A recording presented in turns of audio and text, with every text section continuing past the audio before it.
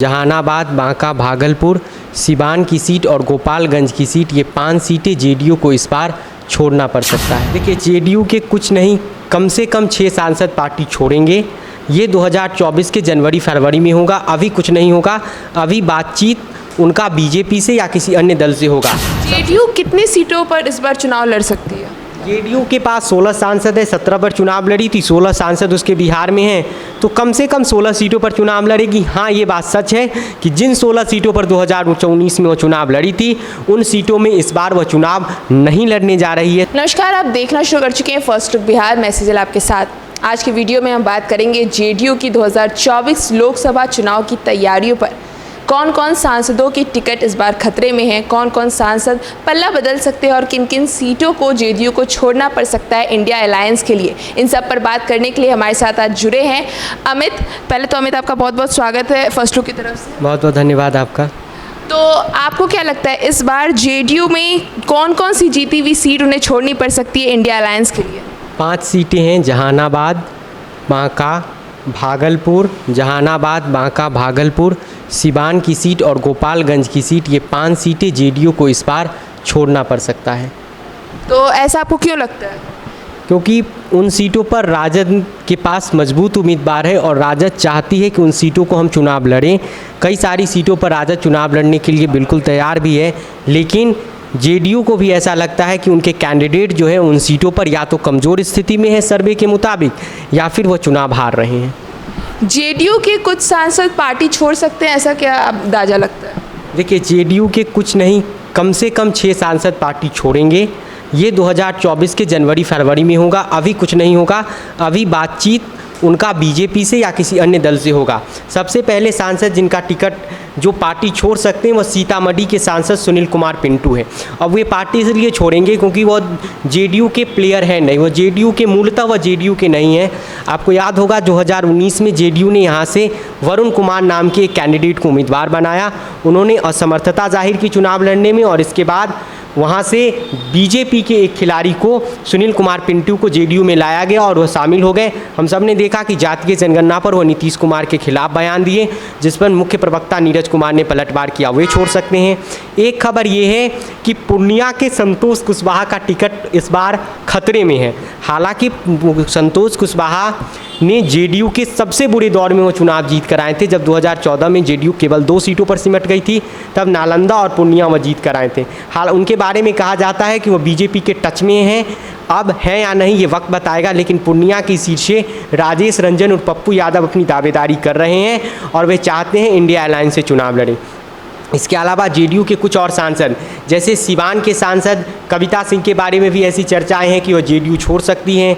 JDU शायद ये seat इस बार चुनाव लड़े ना, इस सीट पर कोई आरजेडी अपना कैंडिडेट उतारे, क्योंकि ये सीट मोहम्मद शहाबुद्दीन की पारिवारिक सीट रहा है और वर्षों से उनके परिवार का कोई सदस्य वहाँ से चुनाव लड़ता रहा है। तो इन सारे सांसदों का टिकट जो है वह कट भी सकता है जेडीयू में, और ये पाला भी 2024 से पहले बदल सकते हैं। जेडीयू कितनी सीटों पर इस बार चुनाव लड़ सकती है? जेडीयू के पास 16 सांसद है। 17 पर चुनाव लड़ी थी, 16 सांसद उसके बिहार में हैं, तो कम से कम 16 सीटों पर चुनाव लड़ेगी। हाँ, ये बात सच है कि जिन 16 सीटों पर 2019 में वो चुनाव लड़ी थी, उन सीटों में इस बार वह चुनाव नहीं लड़ने जा रही है। 16 की 16 कई सारी सीटें उसको बदलना पड़ेगा, कई सारी सीटें अपने सहयोगी दलों के लिए छोड़ना पड़ सकता है।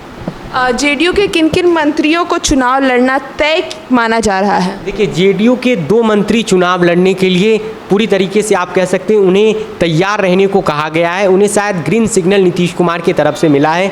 नीतीश कुमार के आज के कल बेहद करीबी और बिहार सरकार के जल संसाधन और सूचना प्रसारण मंत्री संजय कुमार झा, जो कोऑर्डिनेशन जो प्रचार समिति बनी है इंडिया अलायंस की, उसके भी मेंबर हैं। ये दरभंगा से चुनाव लड़ सकते हैं। 2014 में भी ये दरभंगा से चुनाव लड़े थे और फिलहाल तीसरे नंबर पर रहे थे उस दौरान, और फिलहाल बिहार विधान परिषद के सदस्य हैं। दूसरा नाम अशोक चौधरी का, भवन निर्माण मंत्री। हालांकि अशोक चौधरी और ललन सिंह में सब कुछ ठीक है, सब कुछ ठीक नहीं है, ऐसी भी खबरें हैं, क्योंकि बरविघा विधानसभा सीट से, जहां से जेडीयू के सुदर्शन अभी विधायक हैं, वहां से वह अपनी बेटी या दामाद में से किसी एक को उम्मीदवार बनाना चाहते हैं विधानसभा का। लेकिन अगर उनकी बात नहीं बनती है तो ये बात है कि वह जमुई से चिराग पासवान के खिलाफ अशोक चौधरी को उम्मीदवार जेडीयू बना सकती है, और अशोक चौधरी भीम संवाद भी कर सकते हैं। ऐसी भी चर्चा है। इसके अलावा तीसरा नाम आप ले लीजिए जिनका नीतीश कुमार चुनाव लड़ाने के लिए बहुत इच्छुक हैं।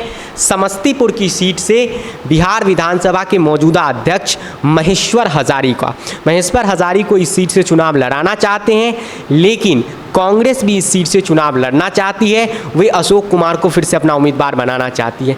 तो इस सीट से ये 3 नाम नीतीश कुमार चुनाव लड़ाना चाहते हैं। इन नामों को लेकर वह एकदम कह सकते हैं इच्छुक हैं, या इन नामों को नीतीश कुमार ने कहा है आप तैयारी करिए।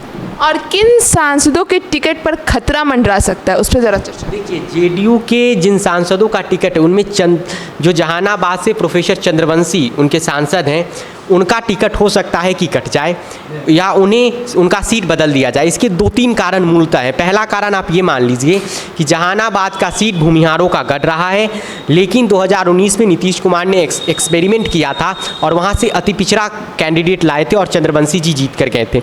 लेकिन 2024 में वहाँ से आरजेडी में के सुरेंद्र यादव चुनाव लड़ना चाहते हैं और कहा जा रहा है कि आरजेडी के तरफ से, नेतृत्व की तरफ से उन्हें हरी झंडी भी मिल गई है और वे मंत्री भी हैं बिहार सरकार में। सुरेंद्र यादव सहकारिता मंत्री हैं, तो वे चुनाव लड़ना चाहते हैं। तो जहानाबाद के सांसद का या तो टिकट कटेगा या उन्हें औरंगाबाद भेजा जाएगा, क्योंकि औरंगाबाद सीट से तो कांग्रेस लड़ना चाहती है, लेकिन कांग्रेस को कोई मजबूत कैंडिडेट वहाँ नहीं मिल रहा है। निखिल बाबू हैं पूर्व राज्यपाल, लेकिन उनकी उम्र हो चुकी है, 82 साल के वह हैं, तो शायद वो चुनाव ना लड़ें।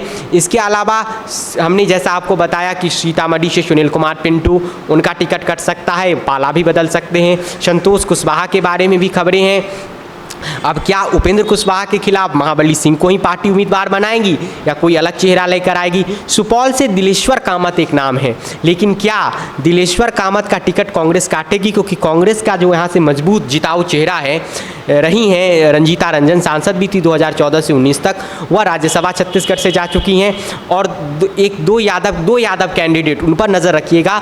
मधेपुरा से दिनेश चंद्र यादव और बांका से गिरधारी यादव, क्या इनका टिकट नीतीश कुमार काट देंगे और यादवों के टिकट का जिम्मा सिर्फ वो आरजेडी के पास रख देंगे?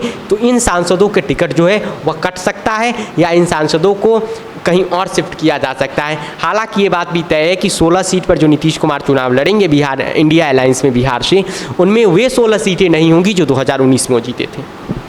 जी बहुत बहुत धन्यवाद अमित, हमारे साथ जेडीयू की 2024 की चुनावी तैयारियों के बारे में बताने के लिए और उनके सांसदों के बारे में भी बताने के लिए कि किन किन सीटों की इंडिया अलायंस पे कारण छोड़ना पड़ सकता है, किन किन सांसदों की सीटों पर खतरा है।